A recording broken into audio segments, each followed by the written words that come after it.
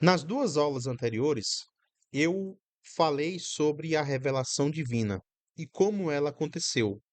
Só que nessa aula eu quero falar sobre a diferença entre a revelação pública e a revelação privada. Agora, perceba que não são três tipos de revelação. Não é que existe a revelação divina, a pública e a privada. São apenas dois tipos de revelação: a pública e a privada, ok? Vamos lá. Já falamos, né, sobre a revelação divina na aula passada. Essa revelação em que Deus demonstra sua vontade e o seu projeto salvífico é denominada também de revelação pública. Por quê? Porque Deus fala a todos os homens. Então, toda aquela aula, na verdade, as duas aulas anteriores, em que eu abordo a revelação divina, eu estava me referindo à revelação pública, ok? Por que pública? Porque Deus demonstra a sua vontade, demonstra o seu projeto salvífico para toda a humanidade. Apesar que no Antigo Testamento nós temos a revelação pública particular. Por que particular? Porque estava restringida a um povo, tá certo? Então, era pública, mas era particular. No Novo Testamento, com Jesus Cristo, a revelação continua sendo pública, só que agora ela ganha contornos universais. Agora, a revelação pública de Deus não é mais para um povo específico, não é mais só para Israel. A revelação pública de Deus na nova e eterna aliança agora é universal, abrangida para todos os seres humanos. Então, esta é a revelação pública, que teve um período particular e o período universal, mas continuou sendo revelação pública. E nós temos também a revelação privada. Vamos aqui ler o parágrafo do Catecismo 67. Preste bem atenção. No decurso dos séculos, tem havido revelações ditas privadas, algumas das quais foram relacionadas pela autoridade, desculpa, foram reconhecidas pela autoridade da Igreja. Parou, parou, preste bem atenção.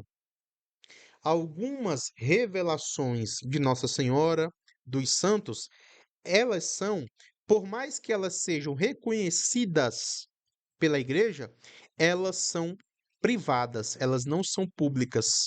Marterson, qual a diferença então de pública para privada? A revelação pública, tá certo? É Deus revelando a sua vontade e o seu projeto salvífico ao povo.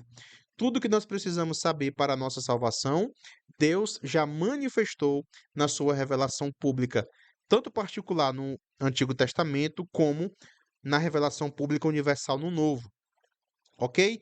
Então, as revelações privadas, elas não têm o mesmo objetivo da revelação pública, Deus mostrar ao ser humano aquilo que ele quer para a salvação do ser humano, porque tudo já foi revelado, ok?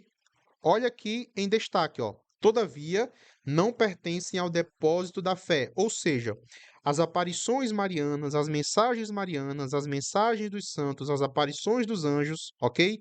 Por mais que sejam autorizadas pela fé católica, por mais que sejam reconhecidas, não compõem o depósito da fé. O que é o depósito da fé? O depósito da fé é todas aquelas verdades reveladas por Deus em Cristo e que acabou com a morte do último apóstolo. Isto é o depósito da fé, que são todas aquelas verdades necessárias para a nossa salvação. Ok? Vou dar um exemplo. Nossa Senhora de Fátima pediu que o ser humano fizesse penitência, né? Rezasse muito, fizesse penitência. Isso não compõe o depósito da fé.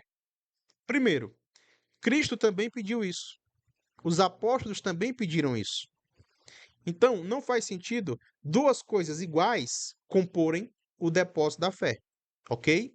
Mas mesmo que Nossa Senhora tivesse pedido uma coisa nova em uma de suas mensagens, em uma de suas aparições, esse pedido mariano não iria compor o depósito da fé. Ou seja, não seria regra necessária e obrigatória que eu cresce para que eu fosse salvo, ok? Então, ainda sobre as revelações privadas, o seu papel, o papel dessas revelações não é aperfeiçoar, nem completar a revelação definitiva de Cristo, mas ajudar a vivê-la plenamente numa determinada época da história. Ou seja, as aparições dos santos, dos anjos, de Nossa Senhora, eles não têm esse objetivo e nem poderiam ter, tá? Que são dois objetivos heréticos. Primeiro, é aperfeiçoar. Então, se um santo, se um anjo, se Nossa Senhora aparecessem dizendo: "Ah, nós viemos revelar algo que Jesus não revelou", seria heresia, seria loucura, seria uma ação diabólica. Ou viemos complementar. Então não é que Jesus não revelou, não é que os apóstolos não revelaram, é que ficou incompleta. Nós viemos complementar. Também seria uma ação diabólica, ok? O objetivo das revelações privadas é apenas guiar o ser humano, é uma espécie de pedagogia divina que Deus autoriza para que o ser humano, inclusive, viva corretamente o depósito da fé, ok? Então, guiado pelo magistério da igreja, os sentidos fiéis sabem discernir e guardar o que nestas revelações constitui um apelo autêntico de Cristo ou dos seus santos à igreja. Tá certo? E aqui o catecismo encerra com a seguinte afirmativa: a fé cristã não pode aceitar revelações que pretendam ultrapassar ou corrigir a revelação de que Cristo é a plenitude. Então vamos lá, para finalizar. Todas as verdades necessárias para a nossa salvação e que nós somos obrigados a acreditar estão contidas na revelação pública universal de Cristo e de seus apóstolos. As revelações privadas, elas não têm o objetivo, tá certo, de complementarem ou corrigirem ou aperfeiçoarem esta revelação de Cristo e dos apóstolos. O objetivo delas é nos ajudarem, né, nos ajudarmos, inclusive, a viver esse depósito da fé, essa fé católica. Amém? Qualquer dúvida me pergunte, eu vou colocar esse documento aqui à sua disposição para você baixar.